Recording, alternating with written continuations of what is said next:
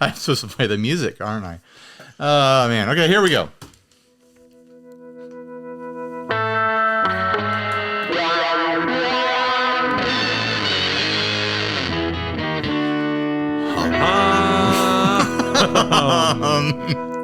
Hey everyone, I'm Ryan. And I'm Steve. And this is 60 Cycle Hum, the guitar buying, selling, trading, modding, fixing, breaking, reviewing, playing podcast.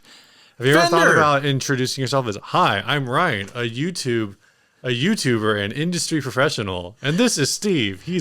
Hi, I'm the man from the internet. Fender has put out a crap ton of stuff today, Steve. So much crap. So much. No. I said a crap ton. That's a unit of measurement. It's a unit of measurement. It's not. It doesn't say what the stuff is. It doesn't say if it's crap or not crap. You said a crap ton, not a ton of crap. Right. I don't. I think some of it we'll find out later someday if it is crap. But I'm going to assume this all up to Fender standards. Yeah. Was there actually any?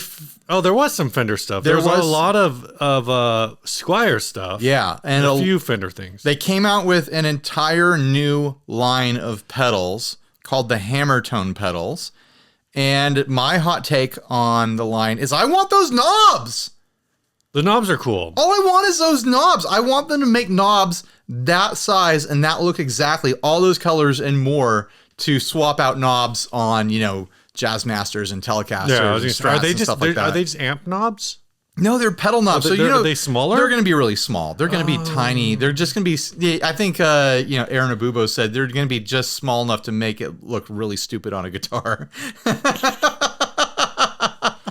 But the fact that they can make these knobs means that they should be making these knobs for all sorts of other products, because I would totally match up these make colors. Them bigger, put some different colors on there. They need to release these knobs at guitar sizes with pickup covers made of the same colored plastic. And switch tip covers, like do a whole line of accessories like that. But anyways, that just very much sounds like the California Cool series from like the early 2000s. Yeah. All that stuff That was like late 90s.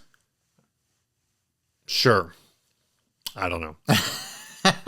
So anyways, this is a whole run of affordable pedals that all have 3 or 4 knobs. Yeah. So this is the 3 or 4 series. Some of them have like 3 knobs and 2 switches. Right. Is that like the 5? Series? You either get switches or you get 4 knobs. You get 3 knobs and some switches, or you get 4 knobs. So they've got some classic, run-of-the-mill style effects here. I mean, I haven't heard them yet. Maybe they'll be exceptional, but they've got distortion and overdrive. They've got a fuzz. They have 2 delays. They have a reverb. They have a flange and a chorus. And I don't remember if there was something There's one else. That's like off. There's a metal distortion. Is that with the metal? Yeah. So this is interesting because Gibson just came out with their line of somewhat affordable pedals too. Those are all in the 150 kind of range. Maestros. Mm-hmm. Which is interesting because I want to say like 2 or 3 months back, Gibson served Cusack Music a CC Desisti. Yeah. Because he had a pedal that had art similar to Maestro art for a phaser. Yeah, I think it was the Mr. O. The Mr. O. So they sent him a cease and desist, and it was like, okay, they're finally doing something with Maestro. They're coming out with something, because otherwise they wouldn't do anything with this. So those of us paying attention knew that something was coming with that. And the big criticism of that line, not to divert from this much, but diversion is what we do. And I agree with it, is the Maestro lineup came out, and they're all basically like the same naming convention as the Fender stuff. So overdrive, delay, fuzz, whatever. And it's like, y'all had pedals. Was it the Maestro, like the Maestro phase? Right. The Mr. O, the Mojo hand? Right. Mojo effects. What, Mojo hand effects? Yeah. The Cusack brand that they CC desisted over, like that was supposed to be a clone or at least an homage to the Maestro phaser. Right. Like the Maestro, I forget which, is it the Fuzz Right, the Fuzz Bright? No, First Fuzz I see tonight. Those were Moe's Right circuits. But Maestro had a a classic, the FC1 and the FC2 and stuff like that. There's a bunch of classic Maestro circuits, none of which I'm searching for Maestro pedals vintage. Yeah, none of which are part of this lineup. I just want images. Show me pictures. Do the picture. See, now show you all the new ones. It's ruined. Oh, they have the Fuzz Stain? Yeah, the Fuzz Stain. That's a cool name. Oh, the Fuzz Tone was the Maestro. Okay, the Fuzz Tone. They also had the Bass Master? They have a Sustainer Brass Master, here. something like that. I mean, this Maestro is just called Fuzz. They have a Maestro filter sample hold. Was it vintage one? Yeah. That's the Brass Master. The Brass right? Master. You know, my only point is they have all of these old circuits, and I guess people have asked Gibson, like, well, when are you going to do these? They're like, oh, we're gonna get to those. It's like, why didn't you do them first? Yeah, seriously. Like, they claim that the Fuzz has an FZ1 setting on it. So why not call it the Fuzz Tone with the same graphic? Yeah, it doesn't make it. I don't. Even if they're not going to use the same graphic, even if they want to like bring out this whole new line, whatever, it doesn't make sense to me that they're not directly representing. Their phaser was called the Stage Phaser. Okay, it's one of their phasers was called that, anyways. Yeah, they could. I mean, Gibson's whole shtick is calling back and adding value to nostalgia. Yeah. For their various brands. Like they should have called back to the original naming conventions. Hey, this is all I'm going to say on this. Play authentic, unless it's Maestro pedals, in which case play these new circuits that aren't at all related to our old circuits. Damn, Steve has big opinions on the Maestro pedals. Well, I've got one of the Fuzzes inbound because I want to check that out. Oh, and the delay. I ordered the Fuzz and the delay from Sweetwater. Well, that's all you need. Yeah. The others I just figure like overdrive, like the chances of me finding an overdrive that I think is special or different in some ways is pretty low. So I'm not going to, try to go for that. But Fuzz, I love Fuzz, especially if it's going to do an FZ1 thing, which it claims to do. I'd love to check that out. It has a modern setting as well. The delay, I love delays. So, of course, the other issue I have, and I do not remember the brand, and we were talking about this earlier, and you're saying that you think that maybe they're bigger, which they very well could be, but I don't know how big they actually are until I have one in my hand and I can compare it to a Metal Zone. That's that's my size reference for all pedals. Oh, okay. The pedal that I'm thinking of, the Dolomio pedals, are side jacks, but I think it's going to be bigger than the Dolomos. I really want, and this is what I haven't seen yet, I'm sure it's going to happen, I want someone to crack one of these guys open. I want to know what's going on. Just like inside. Snap it in half. Break it in half. I want to know what's going on the inside, because $150 is also kind of a weird price point. It is. Like, it's not quite. I think you're paying for the unique case on that, because it's like it's a folded metal case, so you're paying for some aesthetic. I think you're also paying for, three LED ports. No, it does have like a unique, like kind of like graphic LED sort of thing going on. Yeah, which you're paying for trumpets. But I think most of that is Gibson doing their price valuation of their brands that they own, sort of thing. Where I think with the Fender Hammertone line, they are squarely going after, like, we need to have a pile of $99 pedals, because retailers are telling us that is what sells over and over and over again. And they did the big box, like, trying to be Strymon thing for a couple of years now. Mm-hmm. And I honestly don't know how well those did. I almost never see them on anyone's boards. I've had two of them. I had the Treverb, which I wasn't a huge fan of. I've got the Tube Tremolo, which I actually do like quite a bit, but I tend to go for a smaller package on my pedal boards, and so I don't often choose it for my pedal board, even though I actually really like the sound of it. So it'll be interesting to see, what these deliver as far as sound quality, and I don't mean like they have to be like oh my gosh, this is the highest quality fuzz I've ever heard in my life. Because what does that even mean? But as long as they deliver something that people want, that's what I'm talking about. Like, oh, here's a sound that people are going to love. Like, that's what we're looking for. And, you know, until we hear sound samples, no one's going to know if there's anything special or different or recommendable about them at all. I mean, at $99, if the overdrive is a tube screamer, then it's like, oh, here's an option, you know? Yeah. It's it'll be interesting to see how they come out. They also, you know, Fender also did a bunch of guitars. Apparently it's the Squier 40th anniversary this year. Squiers is as old as I am. That means every Squier is my birth year guitar. No, we've been aging. Here's the thing. It's like I'm like Mark Twain, and when I die, I'm going to take Squier with me.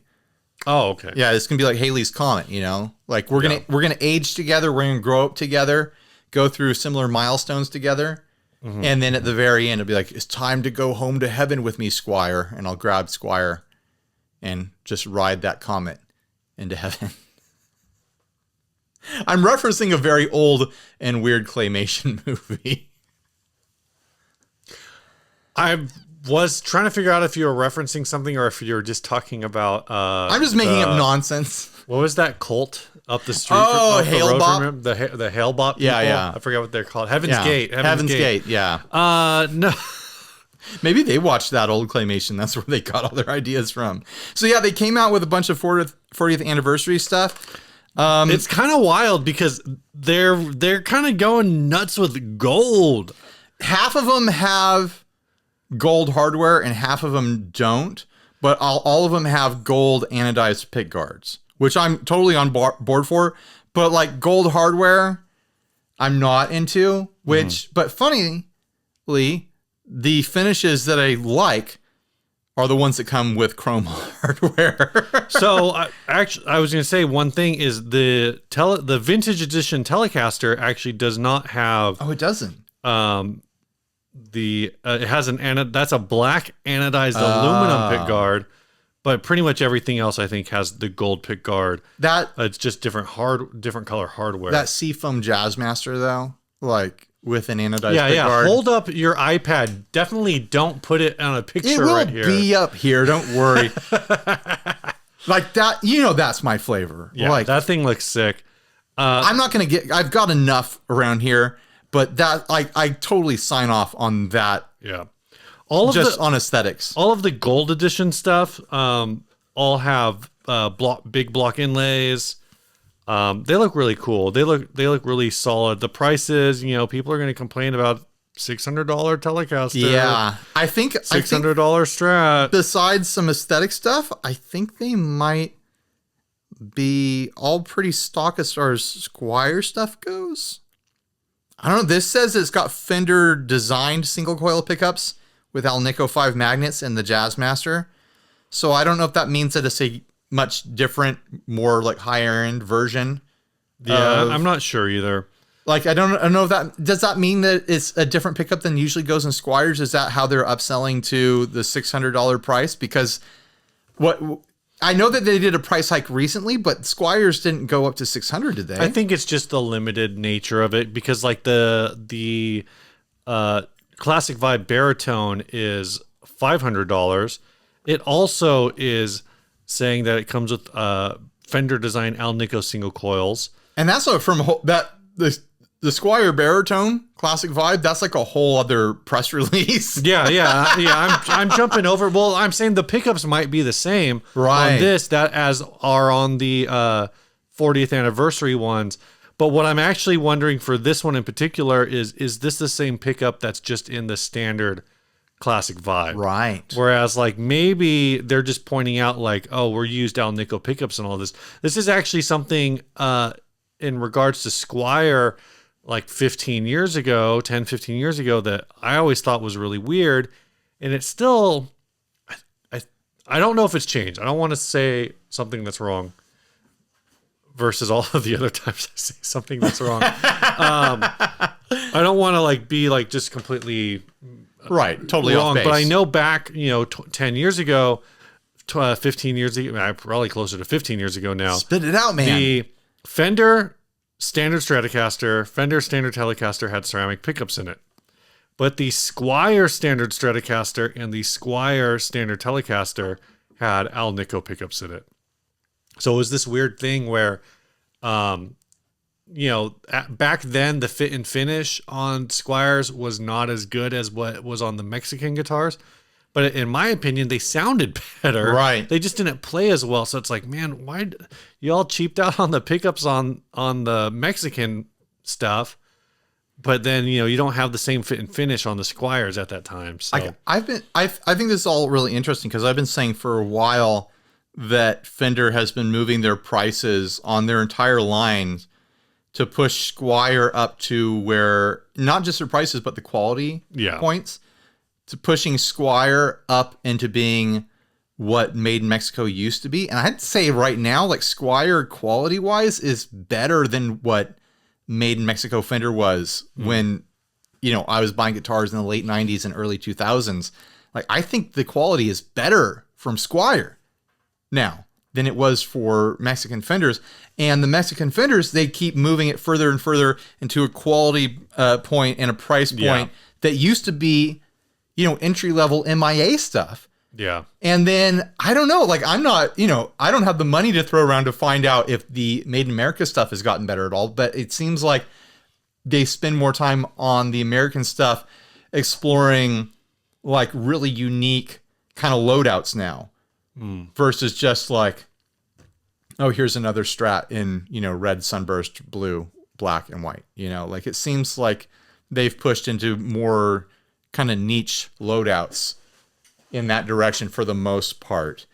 So it's been interesting. I mean, you have to take inflation into account as well, but like I've been seeing the quality go up across the board. But that classic vibe baritone, right? If I didn't already have a baritone telly, like I'd be looking at that pretty hard. I think the price is pretty damn good. It's $500. It's $499, $500 even. That's only $100 more than the paranormal one that I have. It's a classic telly loadout. It's got double binding, which looks really slick. It looks like the neck is going to have more of like an amber tint to it versus the lighter tint that's on my baritone. Where is that? Oh, it's over here.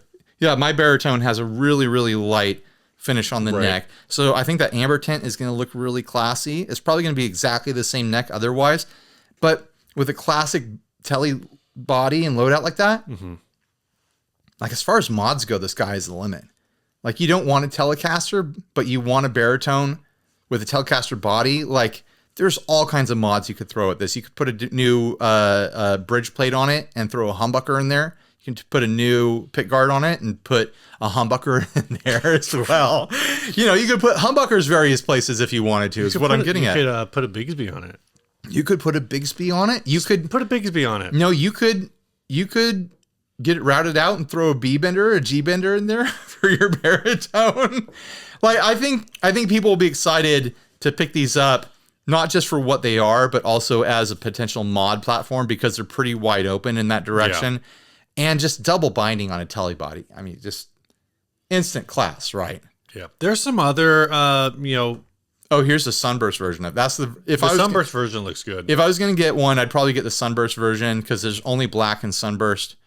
I kind of wish they would come out with some more exciting colors. They Fender released two or three new Jags. I didn't really look at this one. These are 60-year anniversary of Jaguar guitars. Yeah, so they gave them there's an ultra luxe version of the Jaguar now. I don't really know a lot about that series. There's also they got a picture of one of these that just looks like what they call it, the Blacktop series. Well, the complaint that people are having, I don't know if you can see it stick out to you. Obviously, the complaint that people are having about the Ultra Luxe Stealth model is what it's called apparently, is that it's Jazzmaster scale. So is it even a Jaguar? Are all three of these then? No, the other two are Jaguar scale. Okay. Yeah, no, I thought that the scale on that one looked longer, so that's odd. It's like, it says right there, Ultra Luxe treatment to its other new model for April with 25.5-inch scale and dual humbuckers. A 25.5-inch scale is significantly different from a standard Jaguar scale, which is 24 inches. Yeah. Like, it's not like, oh, we did a 25-inch scale instead of a 25.5. Like, it's a full inch and a half shorter. That drastically changes the feel. So the Jaguar fans out there, the Jaguar purists, are like, what even is this? Why would you even do that? Yeah, But- that's kind of weird. And I think technically Jaguars do have, I'm looking for my guitars, do have a slightly different body style. I think the top horn is different than a Jazzmaster. So my Jaguar's over there, my Jazzmaster's over there. I might be wrong on that, but I think I'm correct. Oh, it's because it's the length of the body is different because they're different scales. So right. so things do shift and change. Like, you can't put a Jaguar pickguard on a Jazzmaster and have it line up in any sort of meaningful way. So technically this probably still is a Jaguar body, and then they put a conversion neck on it or something like that. I don't. Yeah. And I wonder if that's why it's like hardtail too, which is kind of weird. Oh yeah, you can see that the hardtail is further back. Well, if they were going to do that, they should have made this a baritone.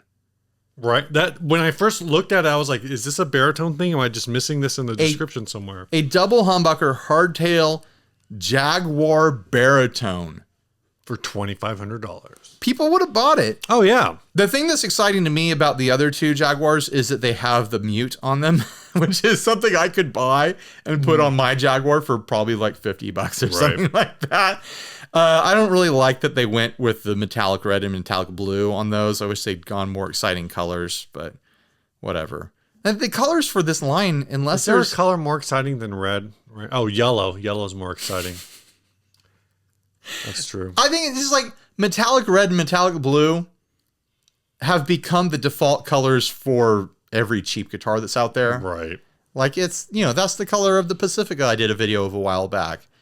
You can find that color on almost every single cheap guitar, metallic red and metallic blue. So it's a little off-putting to me that they landed on those colors, even though they are matching headstock, which I do appreciate. I wish they'd swung for the fences a little bit more. Got a little bit more weird with the colors on the 60-year anniversary Jaguars.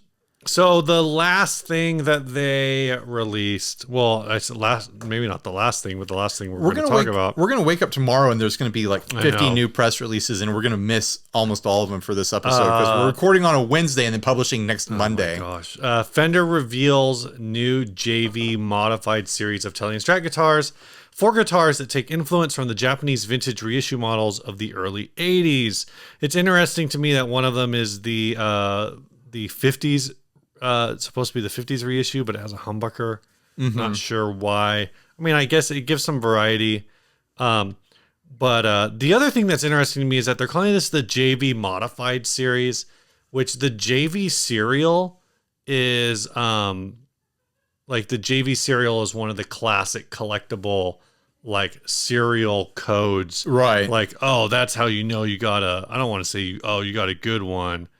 But like that was like the classic, one of the classic serial numbers to look for. So that's a cool little nod. I want to see, because I only loaded this one press release photo for this. The colors are like rose gold, sunburst, and then I think both of the other ones are some kind of white. Yeah, this entire line had this very specific kind of like finish style going, where everything is kind of like natural beiges, creams, and golds and metallics and stuff like that. It's very interesting to me. I mean, I'm not seeing much more outside these photos here. I kind of like the 50s Strat with that single color burst, of the two-tone burst. Oh yeah, yeah. Just black into gold like that. There's something about that is doing it for me. But other than that, like there's not really much about this line that's grabbing my attention. All of the instruments have apparently have soft V necks, so that's actually something. Oh, that's interesting. pretty unique. Yeah. I mean, anytime Fender, I mean, they've mastered doing a lot of releases in a year, and each release, like each version of a guitar, scratches one individual person's itch. Like, man, I've really been waiting for Fender to put out a soft V neck. Yeah. It's like, well, here's 4. Pick it. Like, this is your chance. And next year, there might not be this opportunity. So now's your chance. Like, I think they've done a good job of marketing in that direction of like, hey, let's give like this one feature that people want. Just taking a lot of stabs with each new product line. Like, hey, here's the thing that you might want. And then it might be gone next year. And people know, like, this is limited. I've got to get on this because next year this run won't exist anymore. This Telecaster is white blonde. The Strat is Olympic white. Oh, the other Telecaster is Fire Mist Gold, which in my head, Fire Mist Gold is almost like a rose. It's kind of a coppery gold. Yeah. I guess I could see why you'd say rose. But in my mind, it's more of a coppery sort of color, which is... It's a very 80s Fender color. Right. Either way. Hopefully they don't put out a ton of new stuff after this episode. It is technically NAMM season, even though it's not happening. I've heard some commentary here and there that a lot of companies are still doing their normal January releases. Well, it's like, they didn't... Like, Fender plans out their lines like 3 or 4 years in advance. Like, So they've been making this stuff for years and filling their warehouses with it. Mm-hmm. So it didn't matter that COVID came and, changed everything. They're like, well, we're still on, the calendar to launch this stuff in January 2022. They still got to stay on that NAMM release schedule. Right. And it's funny that NAMM has moved this year, but everyone is still launching right now. Yeah. And I wonder if we'll see a hiccup in that in the future.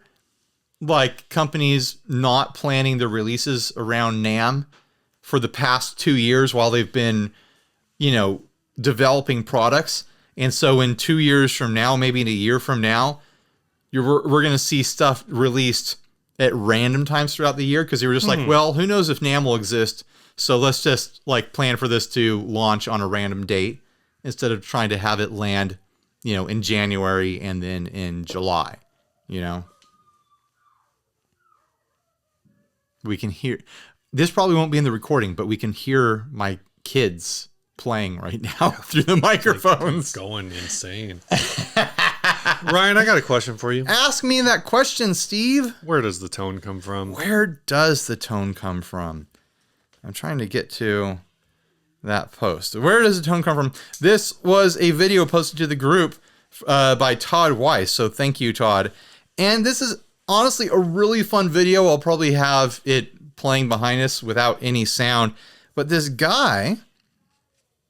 Did I get a screen grab of his name? Oh, shoot, it's like I did not. John something. Now I feel bad that I don't know his name. I'll find it. You just find keep talking. So he did this very well done 12-minute long video, which is nice and short for how much ground he covered in this video. Like if I had been doing this, I would have stretched it out to be a freaking 10-part series, an hour video each. Jim Lil.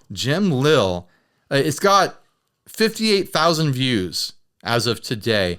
And he basically went on this journey exploring what gives an electric guitar its tone. And he wrote to a bunch of high-end builders. He didn't name names, but he was like, hey, what do you think are the top 5 things that, determine the tone of an electric instrument as it's run through an amplifier? And they all came back with different things that were all kind of like wildly different. One of them was just like fingers. 1 fingers, 2 fingers, 3 fingers, 4 fingers, 5. 10 fingers. One of them legitimately was like, the player is the number one. Right. But one of them was like wood was at the top. Yeah. And so what he decided to do is, as a comparison point, he had a Tom Anderson guitar as like a really nice Telecaster style guitar. And then he got a kit guitar that he put together. And he basically just started changing parts out of the kit guitar, trying to move it closer to sounding like the Tom Anderson. Yeah. So it's different woods than the Tom Anderson, different neck build, different fret quality, different, like hardware qualities and stuff like that, different pickup quality. And to my ear, the moment it suddenly sounded pretty much identical to the Tom Anderson was the moment he swapped pickups. Yeah. The moment he saw pickups, is like, oh, now that sounds the same. I felt like the kit guitar continuously struggled, and I wondered if there was maybe something going on with the circuit. Well, because it always sounded like at no point, even with the pickup swap, it sounded better with the pickup swap, but I still felt like it kind of sounded thin. Well, later on, he swapped the electronics to get the same resistance value from the volume in the tone pot and stuff like that. And that got it even closer. And in the end of the video, he's comparing a Tom Anderson Telecaster style guitar to, we have a picture here. He made this like complicated thing not complicated, but this thing in his garage. It was basically a guitar that really doesn't have any wood at all. It's a neck, and then the bridge is connected to his workbench. Well, no, there's no neck. There's no neck at all.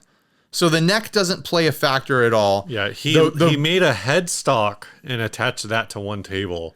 And I think something really interesting about that is that the nut is a completely different material. He used a Floyd. He used a Floyd Rose nut without the locking part. Yeah.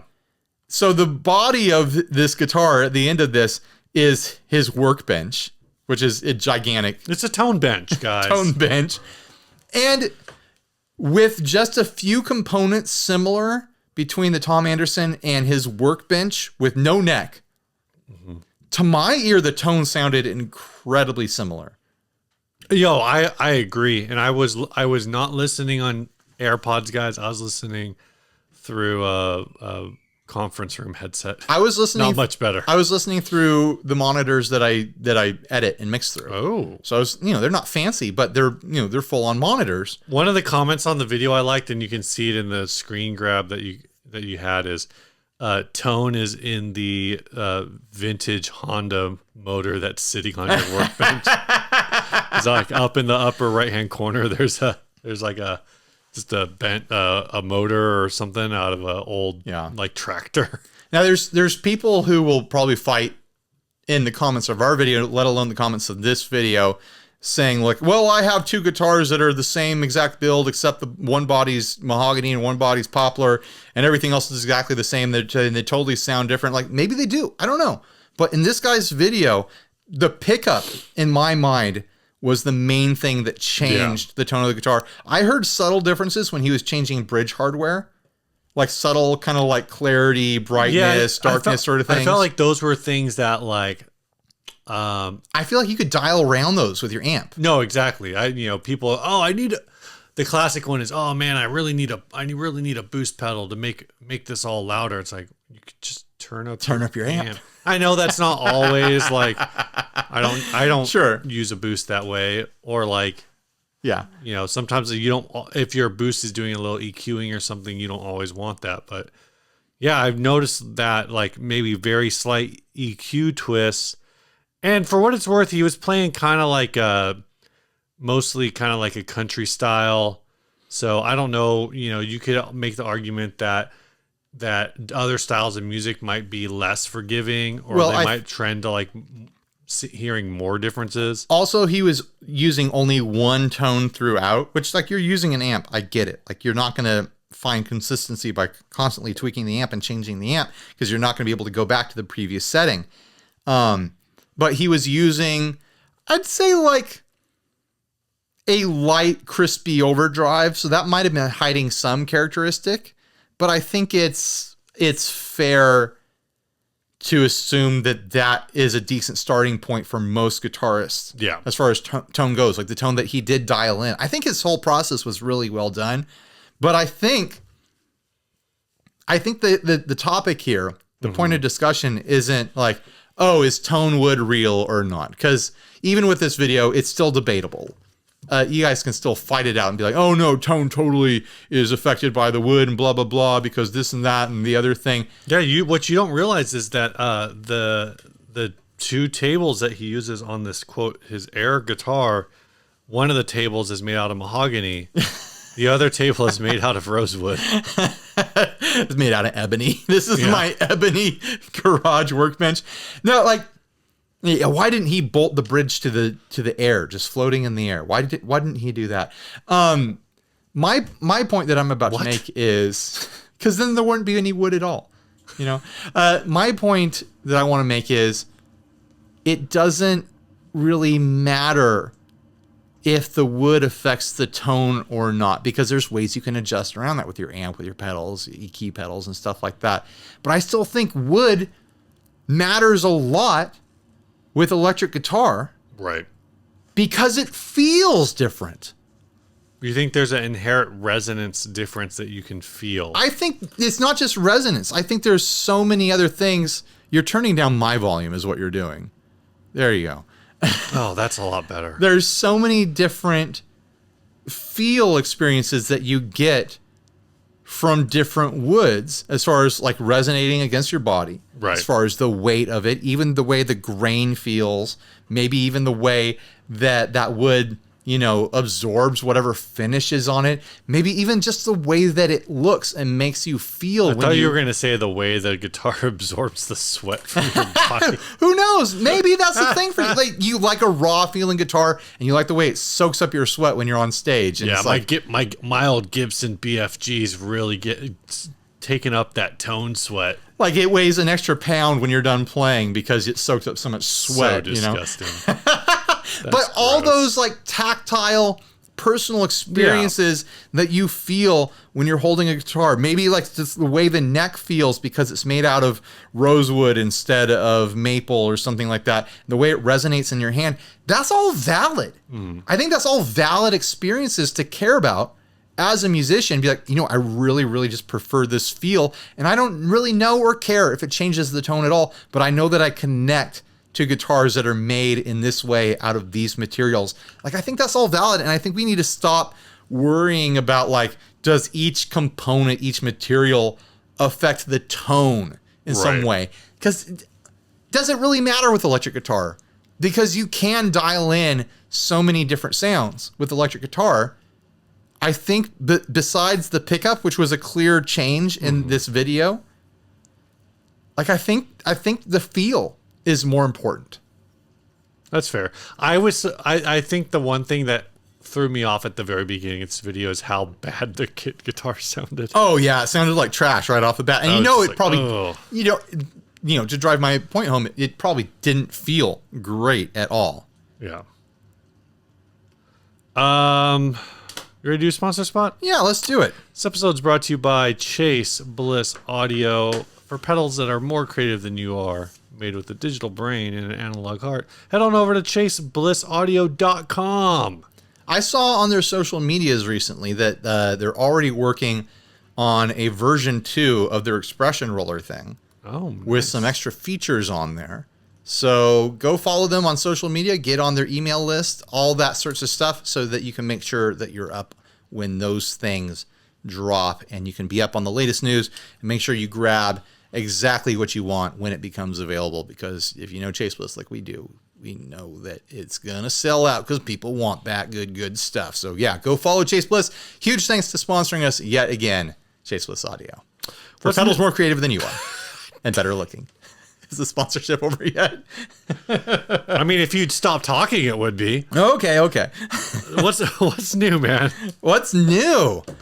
Oh man, I got another amp in. I got a Wangs. Oh yeah. That's behind me. I need to watch that video. It's a fun amp. There's a lot I need to learn about it because I've never messed around with an amp with that specific style of circuit before. It's supposed to be based on a Bandmaster, and I've never messed around with a Bandmaster. I don't know how accurate it is to a Bandmaster because there's a lot of features about it that you wouldn't find in a Bandmaster, like effects loop and things like that. Wait, are you saying that this is kind of like a hot-rodded Fender? Would that make it like a Marshall? It's like a Mesa. It's like a Mesa, right? In my video, I ran it through my Princeton speaker, which sounded just amazing clean. And then I ran it through a Greenback.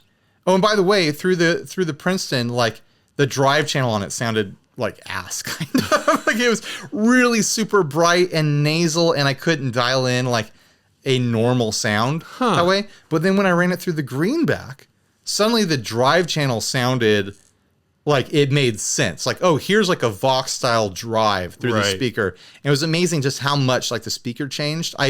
Today I didn't film it, but today I was messing around and I played it through the warehouse speaker guitar I have. Yeah. Warehouse guitar speaker I have. And that sounded different too. So I'm going to be taking this thing on a speaker journey.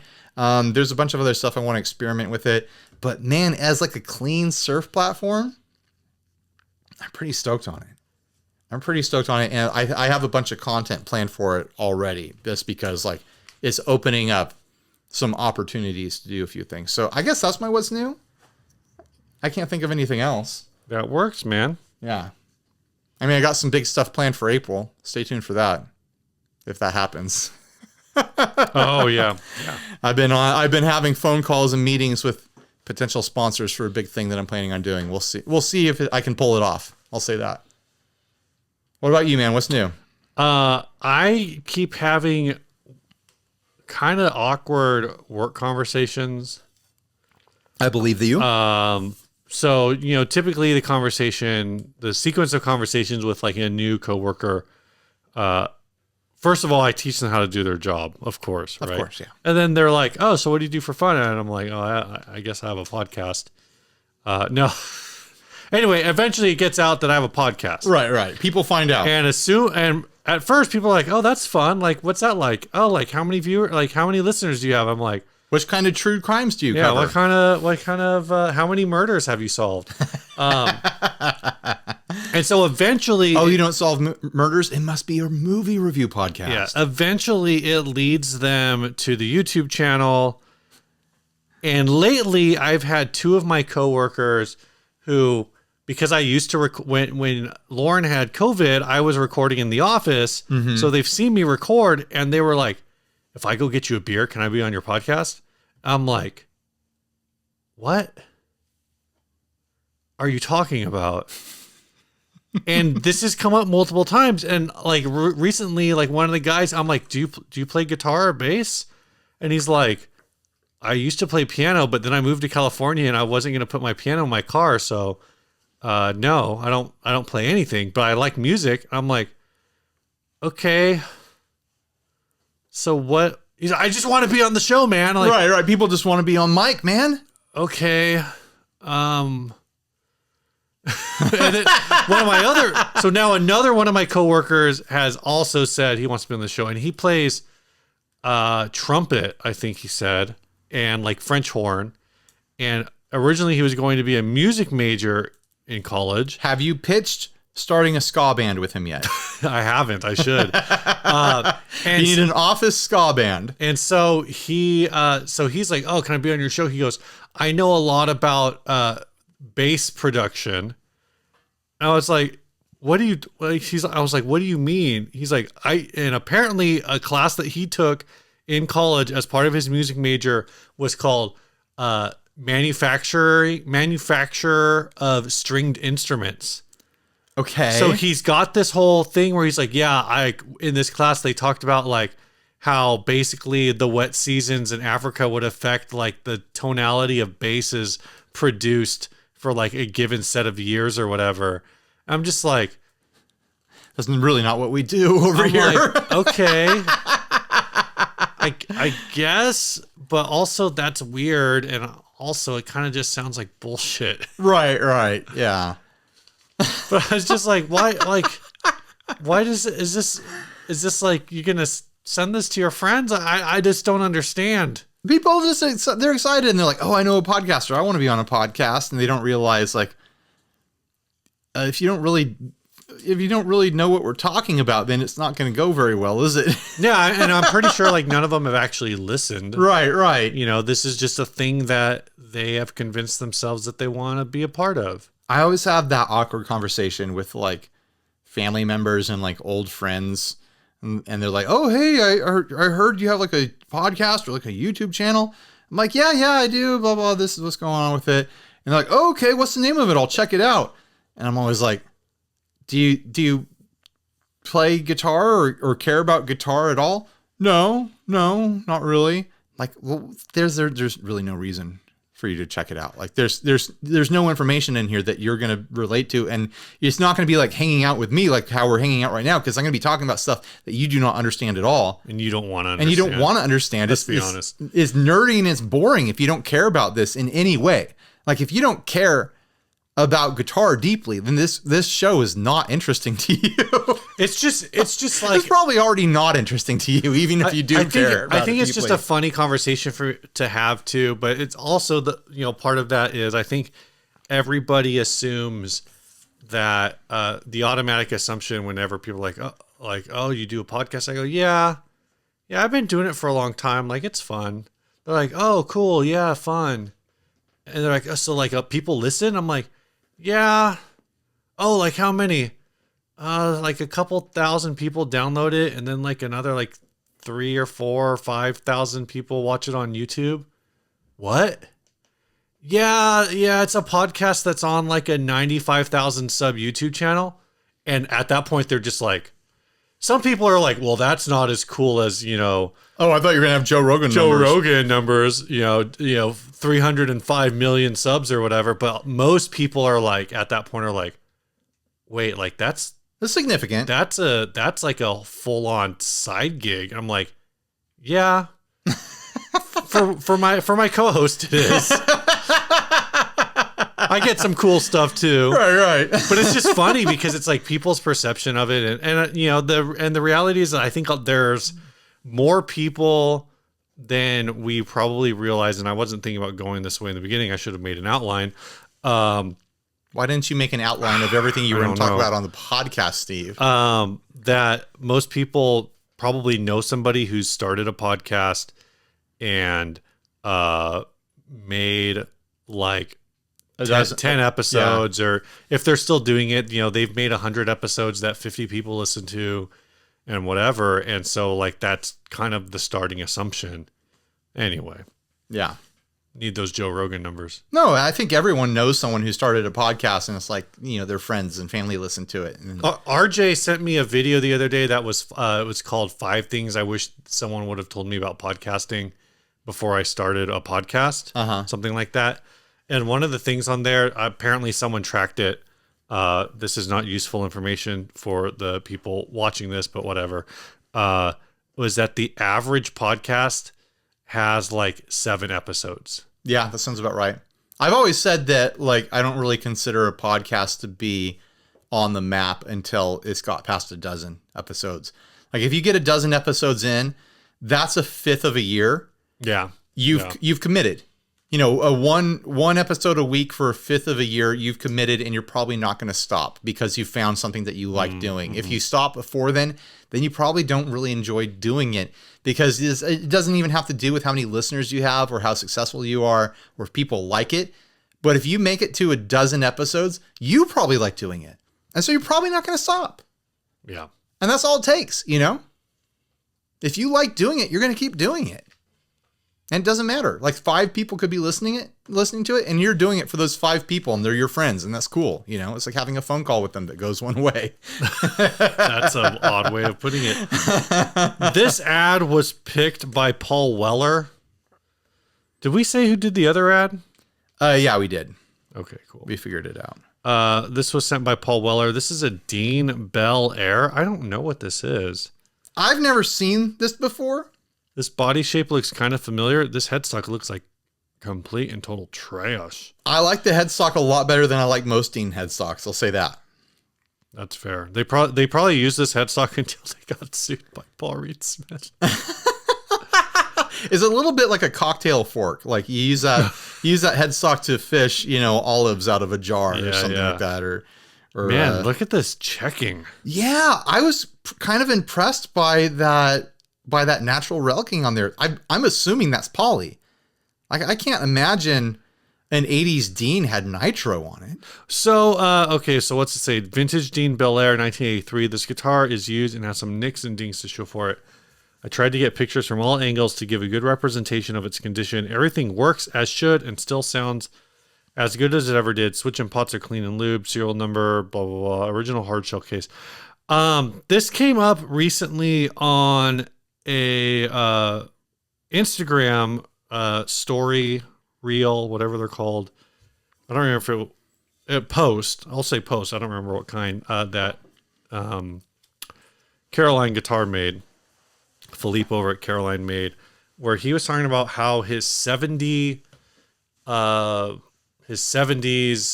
think Strat had finished checking going on, and basically saying the same thing, like, hey, can anyone explain this? Because everyone says like, oh, when they switched to poly, like da da da da da da. Right. And it made me think about this a little, and I don't know if this is true. I haven't looked it up. This is just like something you heard one time at a bus stop. It was, yeah, basically. I looked up something, but I didn't look up specifically finish checking. But for that, I was looking up that Fender has actually used 3 different finishes. There's like 3 eras of Fender finishes, and I think up until I read that, I always thought there was 2. There was nitro, and then there is what's currently like the thick poly. I think it's polyester. Well, I think that there's different eras of poly, because you pick up 80s Fenders, especially 80s like MIJs and then 90s Bullets and Affinities and stuff like that, and they had that super thick poly on them. Well, there's that, but even like, and then like the now 70s American stuff, they didn't use. I think it's polyester. Right. Is the current one. They use polyurethane. Right. So it's poly. So it is that plastic finish, but it's a different type. So that got me thinking like, well, maybe even though like people are just reducing it to poly. Oh, it's all poly, but they mean different things, you know. Do you know what else is polyester resin? Surfboards. Yep, the surfboards I have over there. I gave it away when I said resin. Yeah, you did. That's what the if you would have said, you know what else is polyester, I would have said your pants. They're not. They're cotton, Steve. You know I wear denim. So anyway, going back to this guitar. That's interesting that they had polyester finishes. Is polyester what they're using now? That's what I let me see if I can find the article. So they're not using polyurethane now, they're using polyester, or at some point they were using polyester. Fender finishes history. I think this is how I found it. Are we just gonna? So they use nitro, right? Then they use polyurethane. So polyurethane was introduced in the late 1960s, and apparently the American specials used gloss urethane. Polyurethane finishes look great, age well, and are extremely durable. Age well, they mean that they don't age. Right. Yeah. It means that they get dents and dings, but they don't get and then in cracks. the 70s is when they started using polyester finishes. Interesting. And then polyester, like polyurethane, polyester finishes look great, age well, and are extremely durable. Polyester makes for a colorful and extremely tough, durable finish. Polyester guitar finishes age and weather especially well and are seemingly immune to climate and injury. So what's funny is all they keep saying like, oh, they age well, but I think a lot of people would say that what Fender says on their article, that it ages well, is what people think that it means that it's actually bad about it. Right, that it doesn't age. Right. Of course, this also going back to the polyurethane. Polyurethane is what bowling alleys are made out of. Right. So I don't know. Maybe it's a thinner urethane in that era or what, but it seems like some of them will check and some of them don't. You know, like my 90s Duosonic has seen a lot of abuse over the years. And that finish has its own relicking to it. It has its own aging. And it's subtle. It's not like a nitro finish where you get huge worn off spots and you get all this age and weather checking and stuff like that. But I honestly really like the way some poly finishes age. Like they have their own way of aging and people just need to embrace that unique way of aging instead of trying to reproduce nitro aging on guitars when they rock them. But this is very interesting that this an 80s Dean, it has to be some sort of version of poly. And it has that classic, like, nitro striped across the body weather checking going on. I mean, maybe someone just really abused this. They put it in the freezer, out of the freezer. Or maybe someone was experimenting with artificial aging things and they were just scraping it with a razor or something like that. But the reason I want to talk about this guitar is because this is one of those guitars that is intended to be a metal guitar, Yeah. But I mean, you look at this body shape, it's one gold sparkle coat away from being, another surf guitar in my quiver. Yeah. Right? Yeah. So what you're saying is you're taking this on as a project. And honestly, I don't hate the headstock. As far as Dean headstocks go, $380. it's not bad. Like this, I would, in the olden days when I didn't have a lot of guitars sitting around, I would have grabbed this for sure. I would have gone on a refinishing journey with it.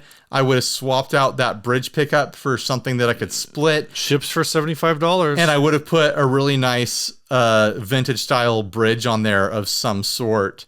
That bridge pickup is either a DiMarzio or a DiMarzio clone. Right. Because it's got the open hex screws. It might be splittable. It might be. As is, But what if I wanted to put like a Mosrite pickup in this or something? Okay. It's interesting that it essentially has a Strat pickguard on there as well. Like, I know it's probably not exact to a Strat pickguard, but it is like so close to that. Yeah. Yeah. I think this looks really cool. I want to see this design, this body shape brought back, just not by Dean. Does Dean exist? Did they get in an alternate universe, like Eastwood will do a version of this body. Yeah. Like imagine this body with a very different bridge setup and gold foils. Like in some sort of funky old like Harmony Silvertone style design or something like that. Like give it those appointments, some sort of weird like embellished pickguard shape instead of a Strat pickguard shape. I think there's something really fun about this body. The more I look at it, the more I like it. All right, what next, Steve? What's next is Sponsor? This episode is brought to you by Big Ear Pedals. That's right. They've got something launching soon. I know. I have one, I think. I have one in a box. Neither of us have unboxed it yet. It was countdown to unboxing day. Yeah. Grant shipped a bunch of these out to various channels and influencers, content creators.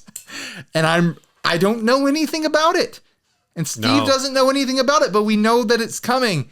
And I'm going to film my unboxing next week, but I'm going to have to wait until the embargo is done to launch it, till everyone else can see it. But apparently it's going to be a big deal, and you're going to want to see everyone's reactions when it launches, whatever it is. We're all going to be something like that, surprised and shocked and very entertained by this thing. The hype is building, guys. I'm just saying the hype is building. So make sure you go follow Big Ear Pedals on all the social media programs. So when this hot, exciting thing drops, you can buy one for yourself. The internet rumor mill says that it's a flanger.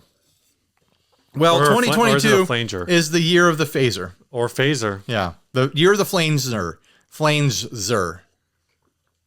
Flanger? Oh, flanger. The flanger. Year of the flanger. Finally, combining flange and phaser. You know what else we need? I still don't know. You know what else we need to do right now, man? What do we need to do? Housekeeping. I'd like to thank the following people for supporting us over on patreon.com. One of those people is Jordan Carroll, actually, but we said his name a while ago. Yeah. At the $1 level, John Sluhan. At the $3 Australian, I don't know what that is in America, is Ian Glencross. And at the $10 level are David Rustad and Kirk Below. I don't know why I'm having so much trouble with this. I just checked exchange rates, and $3 Australian will buy you 2 kangaroo eggs and a can of Foster's. Nice. Yeah, it's pretty good. Nice. Yeah. You drink out the top third of that can of Foster's, then you crack the kangaroo eggs and pour those in there. Well, you shotgun the eggs. You go in through the side. Oh, you go. Yeah. Okay. You shake them to put them under pressure first. I was gonna put the eggs in the beer, but whatever. You do you. You do you. If you want to support the show like these folks did, head on over to patreon.com and do the thing. And also, if you want to send us stuff, I'm going to flash the address here. We have a P.O. box you can send stuff to, like Jordan Carroll did here. He makes these ridiculous guitar picks that are essentially designed to destroy your strings. Like, these are noise-making picks. I'm sure I'll have to put up a close-up photo of this. It looks like a weapon. In his letter, he calls this an OL OS noise pick. This thing, it honestly, like, you wouldn't be able to take this on an airplane. You can't travel with this. It's got a serrated edge on one side. It's got a bumpy edge on the other. It has a really sharp point right there. It has a smoother point right there. It has a flat edge right there with a little hook bump. And then it has like a thing for grip in the middle. Like, I'm afraid to use this on a guitar. I'm going to definitely like ruin the guitar and break the strings. I kind of want to try the straight edge on it as like a slide thing, like pick and then slide. And then also he included this noise-making piezo pickup drum that has my face laser etched on it. So I have this now. Thank you, Jordan Carroll. This says... Okay. It also has the logo engraved on the side and his logo engraved on this side. These functions are puncture, scrape, brush, grab, slide, and pick. It's a relicking tool. Oh, and also Olos, I realized, is ourladyofstatic.com. So if you want to check one of these out, the Olos noise pick will cause cosmetic damage when used properly. The edges are, for the most part, blunt, but with the right force and angle, they are capable of causing physical harm. Used with extreme care. So it is a weapon. DOK. You got to lock this in. Oh my gosh. No one knows that reference, Steve. Well, if they Google it, they can. DOK, Defender of Kings. Oh my gosh. I've been bugging Adam for 15 years to upload those VHSs to the internet. Our friend Adam that we used to be in a band with, he found this collection of VHS tapes at a garage sale, just labeled DOK. He bought them. He took them home. It was all like really sketchy, home done self-defense instructions from this dude. And his whole shtick is taking things like, say, like this Sharpie right here. You lock it into your palm, then you give it to him. And it's like hours and hours of footage of him showing you various things you can lock into your palm and then stab at someone with it. Like, that is his whole defense. Okay, so there's this thing that's going around. I think it kind of jumped the shark because now all I see are videos, like TikTok's making fun of this guy. But there's this guy who's like supposed to be teaching self-defense out of like I think it's like Detroit Self-Defense Center or something. Mm-hmm. And he's wearing like cop stuff and whatever. And he's like, all right, pull a gun on me. And so like the guy's pointing a gun. He's like, now what? And he's basically like teaching like Krav Maga. Right. Sort of things where it's like you're holding the gun. And he's like, okay, now look, I'm going to do this and then this and then this. And so, and then he's like, now I've got the gun. And so people are making videos where they are like green screening him into it. And then as soon as he starts to do the move, or as soon as like someone starts to do the move, like you hear a gunshot and then that person just shows up in heaven. So it's basically like all of these things are completely reliant on you taking the attacker by surprise and the attacker not panicking and just pulling the trigger. Right. Or the attacker just not adjusting for whatever the heck you're doing. Like in all instances, it's like the attacker's just like, oh, what is he doing? I'll just stay here until I figure out what he's doing.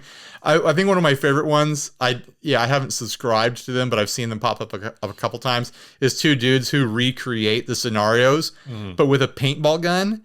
And it's one of the dudes just getting plastered every single time. And it's like he tries to do the spin to get away from the gun, and then the gun holder guy like kicks him in the butt and he falls down, and then he shoots him like a bunch of times. Good grief.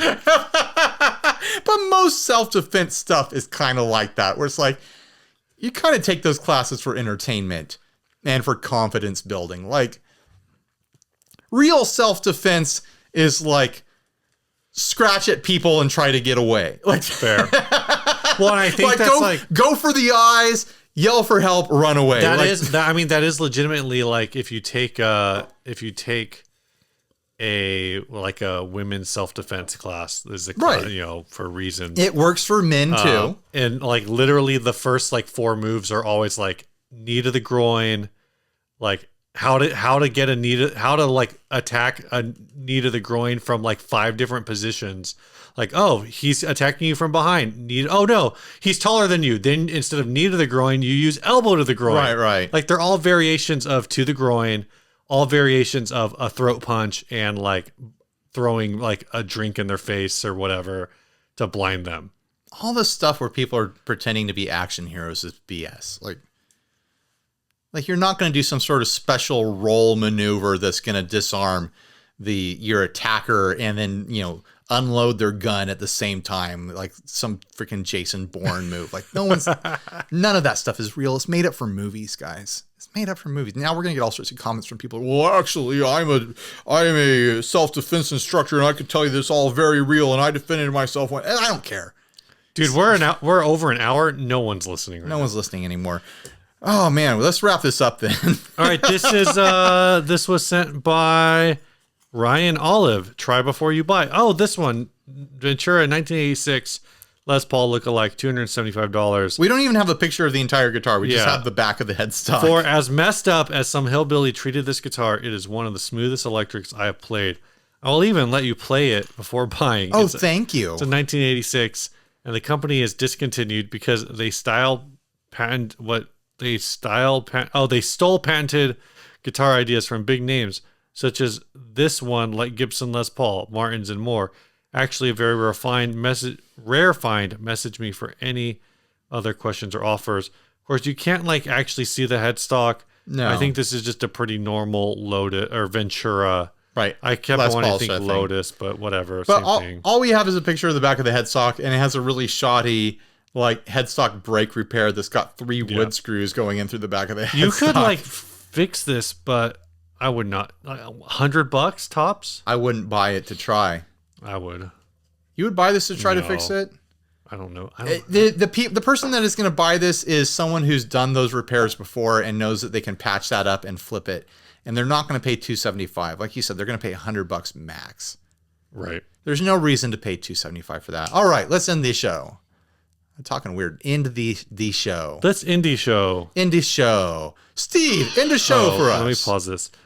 This song was called, this was sent by Maddie Two Hats. We've played them before. We're playing them again. If you want to put your song on the show, send us a link or attach a file and send it to 60cyclehumcast@gmail.com. We're going to be out of songs again soon. So This is called Son of a Bitch by Maddie Two Hats. Son of a bitch, you son of a bitch. You son of a bitch, you son of a bitch. You son of a bitch, you son of a bitch.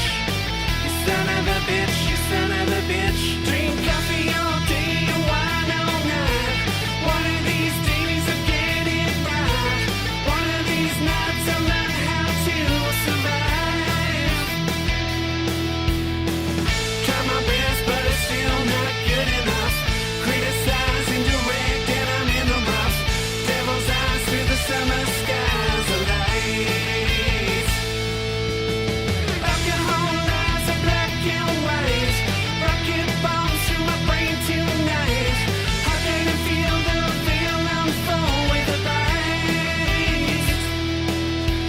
I've been searching for something. Everybody's got a 6 street to sell. And I've been searching for something. Everybody's got a 6 street to sell. I wake up in the afternoon and I'm feeling bad. Such a wine for breakfast, then I'll lose my head. You son of a bitch, you son of a bitch. You son of a bitch, you son of a bitch. You son of a bitch, you son of a bitch. You son of a bitch, you son of a bitch. Do coke all day and weed all night. One of these days I'll get it right. One of these days I'll rehab and start the fight. I love the effort put into this music video. Beat the rails, but it's still not good enough. King of kings, and I'm down here in the rough. Cut myself down till I crash and burn so bright. Dreams and thieves keep me up all night. A light on a match if you need a light. I'll scratch your back if you throw me away like